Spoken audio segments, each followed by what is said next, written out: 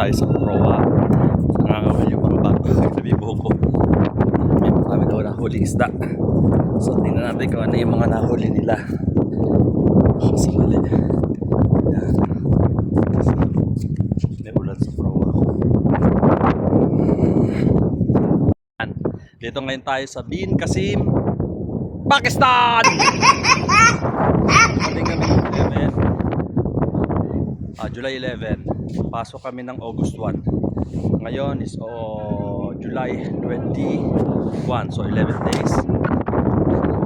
At habang siyempre tambay, yun o, ano kalaki yan o. Yan o. O diba? Yan. Look.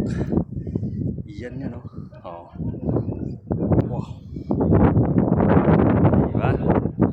Nice. Daming panghuli doon. Yung mga bata.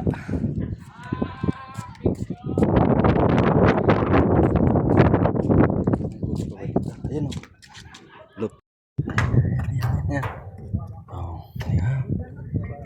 Lalaki.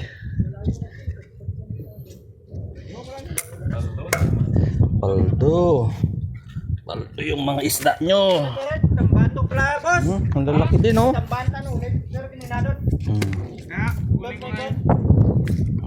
Ang lalaki oh. Ang dami oh.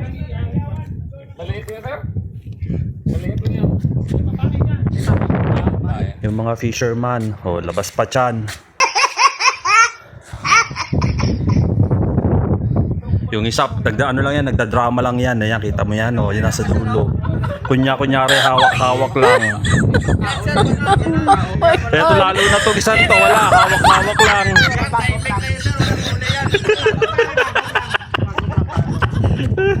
Oh, buhay pa yung isa, tumatalon. Bagong huli pala to. Buhay pa, ayun. Tumatalon, baka tumahulog. So nandito na sila lahat kasi nakahuli. Sino nakahuli nito? Sino nakahuli nito? We.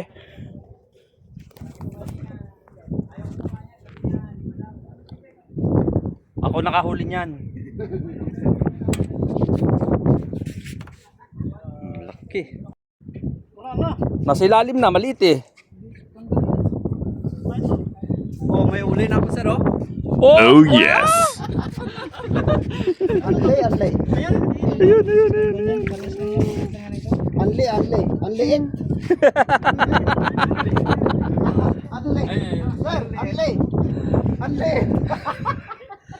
Nakiano lang pala siya. Ano naman yata nakahuli? Oh, anli daw, anli. Nakihawak lang. Nung may huli, sabay, ako naman ang maghila. Ako na mahila ko. Kunyari akin.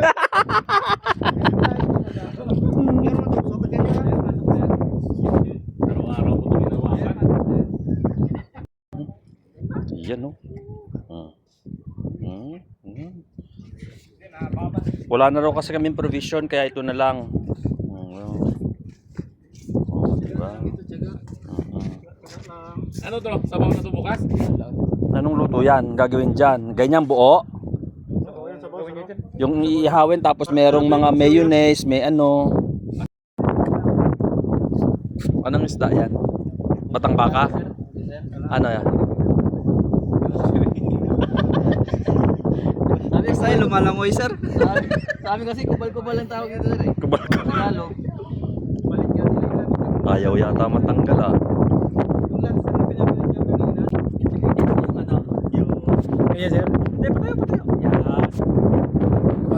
Okay. 1,